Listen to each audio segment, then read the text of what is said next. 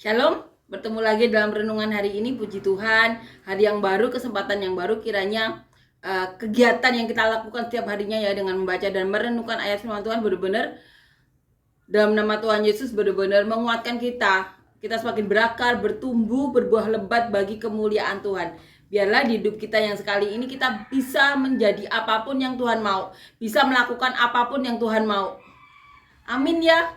Amin. Biarlah di hidup kita yang sekali ini kita bisa menjadi kepanjangan tangan Tuhan. Kita bisa menjadi sumber-sumber berkat bagi Tuhan Yesus ketika Tuhan Yesus ingin memberkati siapapun yang ingin diberkati melalui kita. Asal mau melakukan apa yang menjadi kehendak Tuhan. Biarlah Tuhan Yesus memberi kita semua hikmat-hikmat yang berbeda daripadanya ya. Yang terpenting itu kita bisa melakukan apa yang menjadi kehendak Tuhan. Amin ya. Di tengah dunia yang karena segala isi manusianya sudah menghadapi berbagai macam masalah, sehingga saat manusia lain bersosialisasi dengan manusia-manusia yang menjauh dari hadirat Tuhan, itu sering terjadi gesekan yang membuat manusia yang sebelumnya dekat dengan Tuhan karena kekecewaan, karena hatinya sakit, karena merasa tidak dijamah Tuhan lagi, menjadi menjauh dari hadirat Tuhan. Amin ya. Kiranya kita bisa jadi seperti rasul-rasul dan murid-murid Tuhan Yesus yang mau menjangkau setiap orang, memperkenalkan jalan Tuhan kepada mereka. Amin ya. Karena kita tahu Tuhan itu benar-benar nyata. Tuhan Yesus Kristus adalah jalan satu-satunya menuju surga. Dan Tuhan kita tuh masih berbicara sampai hari ini. Bagaimana kita bisa tidak memberitakan kebenaran ini. Kebenaran yang tidak bisa disangkal lagi. Amin ya. Amin. Kita saling membantu, saling mendukung, saling menguatkan. Amin ya. Untuk menuju satu tujuan yang sama. Dan biarlah selama kita di muka bumi ini kita bisa melakukan apapun yang menjadi kehendak Tuhan ya. Termasuk kita bisa memakai semua talenta kita. Kita bisa membantu orang melalui semua talenta yang Tuhan titipkan dalam diri kita. Amin ya. Amin. Kita saling bantu, saling support, saling menguatkan. Puji Tuhan. Kita akan nyanyikan lagu yang pertama.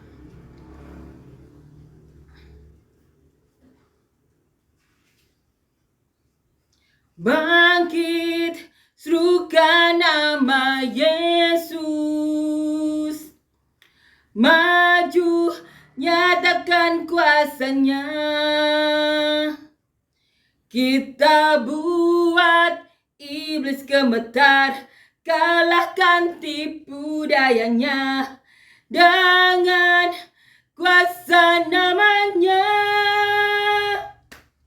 Nama Yesus, menara yang kuat. Nama Yesus, kota benteng yang teguh. Nama Yesus, kalahkan semua musuh. Nama Yesus di atas segalanya. Amin ya. Puji Tuhan, amin. Kita akan lanjutkan membaca dan merenungkan ayat firman Tuhan. Dari ini ya. Dari Kisah Para Rasul pasal yang ke-13, pasal yang ke-20 ayat 13 sampai 16. Judul perikopnya dari Troas ke Miletus. Kami berangkat lebih dahulu ke kapal dan berlayar ke Asos dengan maksud untuk menjemput Paulus di situ sesuai dengan pesannya, sebab ia sendiri mau berjalan kaki melalui darat. Ketika ia bertemu dengan kami di Asos, kami membawanya ke kapal, lalu melanjutkan pelayaran kami ke Metilene. Dari situ kami terus berlayar dan pada keesokan harinya kami berhadapan dengan Pulau Kios. Pada hari berikutnya kami menuju Samos dan sehari kemudian tibalah kami di Miletus. Paulus telah memutuskan untuk tidak singgah di Efesus supaya jangan habis waktunya di Asia. Sebab ia buru-buru agar jika mungkin ia telah berada di Yerusalem pada hari Pentakosta.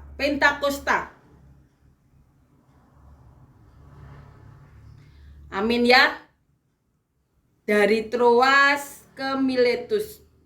Kita tahu kemarin ya, waktu Paulus di Troas, ada suatu kejadian di mana ada seorang anak muda yang karena menunggu Paulus terlalu lama ya, karena Paulus berbicara, memberikan nasihat ya kepada orang-orang di situ sampai larut malam. Bahkan setelah kejadian tersebut ya, bagaimana anak muda ini jatuh dari lantai 3. Namanya di sini dikatakan di ayat 9, seorang muda bernama Eutikus itu jatuh dari lantai 3 karena dia menunggu Paulus di lantai 3. Saat orang membawanya, ia mati. Ia sudah mati, tapi Paulus berkata di ayat 10, jangan ribut sebab ia masih hidup. Nah, setelah anak muda ini didoakan ya dan bangkit dari kematiannya, Paulus melanjutkan pembicaraan tersebut sampai pagi. Nah, dari Troas ini diceritakan bahwa Paulus pergi ke Miletus. Di sini dikatakan di ayat 13, kami berangkat lebih dahulu ke kapal dan berlayar ke Asos dengan maksud untuk menjemput Paulus di situ sesuai dengan pesannya, sebab ia sendiri mau berjalan kaki melalui darat. Jadi Paulus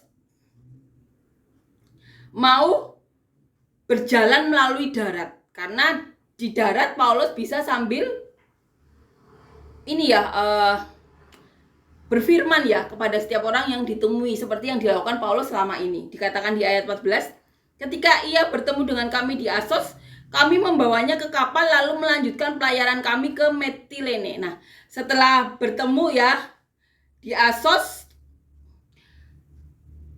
mereka membawa Paulus ke kapal dan berlayar menuju Metilene. Dari situ kami terus berlayar dan pada keesokan harinya kami berhadapan dengan Pulau Kios. Pada hari berikutnya kami menuju Samos dan sehari kemudian tibalah kami di Miletus. Ini ya jalur yang mereka lewati ya.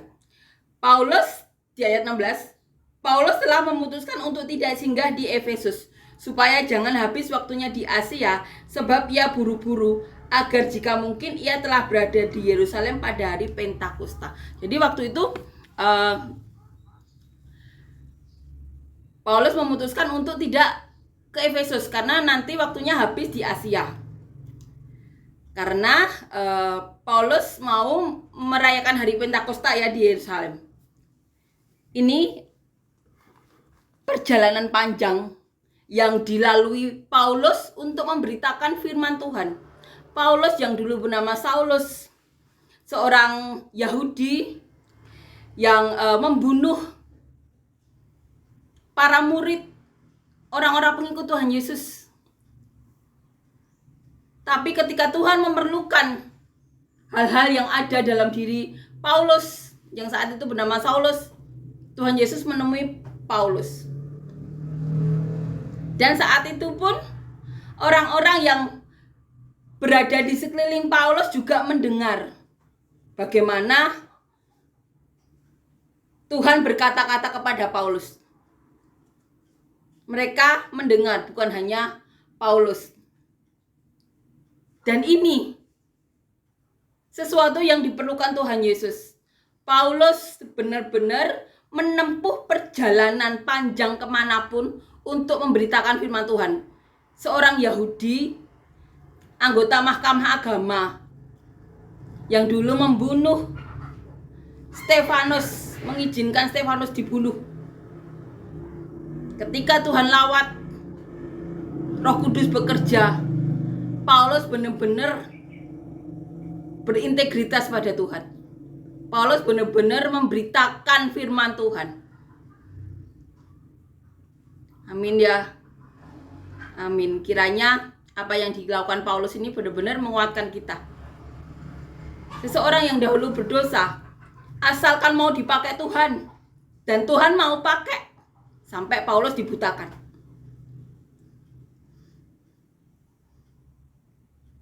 luar biasa dipakai Tuhan sampai kemanapun.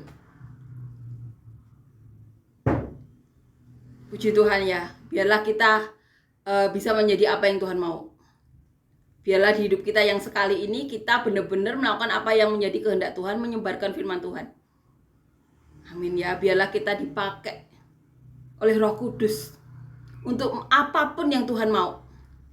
Apapun yang Tuhan mau. Kita saling bantu, sekali lagi ya, kita ingatkan ini terus, kita saling bantu, saling support, saling menguatkan di hidup kita yang cuma sekali ini.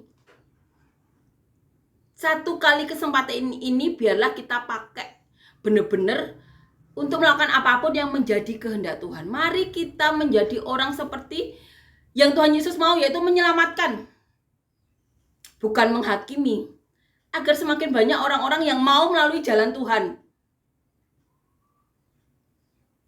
Kiranya orang-orang yang memutuskan untuk berjalan di jalan Tuhan itu bukan menjadi hakim ya, tapi penyelamat seperti Tuhan Yesus. Amin ya. Itu kita ingatkan selalu. Karena bukan 1-2 saja orang yang menjauh dari jalan Tuhan karena menghakimi. Mungkin maksudnya baik ya. Mungkin kita koreksi caranya saja. Tapi kita perlu mengingatkan diri kita bahwa kita itu mencontoh apa yang Tuhan lakukan, yaitu menyelamatkan, bukan menghakimi. Amin ya. Amin. Kiranya apapun yang kita lakukan ini benar-benar semakin menguatkan kita dalam Tuhan. Semakin membuat kita bersatu untuk saling menyelamatkan. Semakin kita saling mau ini ya, mensupport, saling mendukung, seperti yang Tuhan Yesus lakukan ketika di bumi. Dan yang dicontoh oleh para murid, para rasul. Orang-orang yang melalui jalan Tuhan. Amin ya. Amin. Kita akan nyanyikan lagu yang kedua.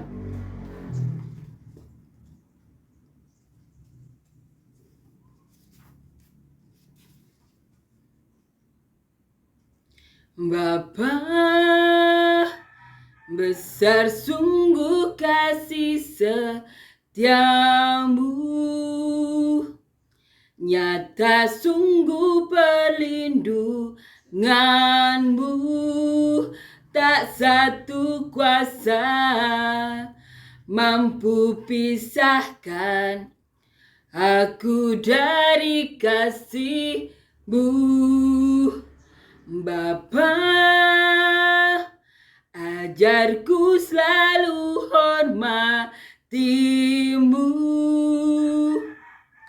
ajarku turut perintah-Mu, berikan ku hati untuk menyembah-Mu dan bersyukur setiap waktu, seperti Bapa sayang anaknya. Demikianlah Engkau mengasihiku, Kau jadikan biji matamu, Kau berikan semua yang ada padamu, seperti Bapa sayang anaknya. Demikianlah Kau menuntun langkahku, hari depan indah Kau beri, rancangan-Mu yang terbaik bagiku. Amin ya, puji Tuhan, amin. Terima kasih Yesus untuk semua kebaikan yang telah Kau berikan kepada kami selama kami hidup. Terima kasih Tuhan untuk kesempatan yang Kau berikan selama kami masih hidup di dunia ini. Terima kasih Tuhan, Kau telah memberitahu kami jalan menuju surga, satu-satunya tujuan kami. Terima kasih Yesus, karena belas kasihan-Mu lah kami bisa mengenal-Mu, kami bisa mengenal juru selamat kami, Tuhan Yesus. Terima kasih, dan kami berdoa Tuhan untuk siapapun yang menyaksikan renungan hari ini, siapapun yang sakit atau sesuatu di badannya yang tidak daripada-Mu, Kau sembuhkan, Kau hilangkan sesuatu hal yang bukan daripada-Mu, Kau berikan mujizat kuasa yang benar-benar daripada-Mu. Dan Dan siapapun yang membutuhkan pekerjaan, Kau berikan pekerjaan yang benar daripadamu, yang dapat memberkati mereka dan orang-orang sekitar mereka. Dan bagi siapapun yang mengalami pergumulan hidup, masalah, membutuhkan jalan keluar, Kau berikan terobosan-terobosan yang daripadamu, kuasa mujizat yang daripadamu, pertolongan-pertolongan yang penuh kuasa daripadamu. Dan biarlah namamu yang dipermuliakan di dalam hidup kami semua. Biarlah kami mendapatkan berkat-berkat yang benar-benar daripadamu, berkat-berkat yang dapat membawa kami ke surga Tuhan, yang dapat mendekatkan lagi kami lebih dekat lagi kepadamu. Dan biarlah namamu yang dipermuliakan dalam hidup kami. Terima kasih Yesus, Kau benar-benar nyata, benar-benar ada dalam hidup kami. Terima kasih dalam nama Tuhan Yesus, amin.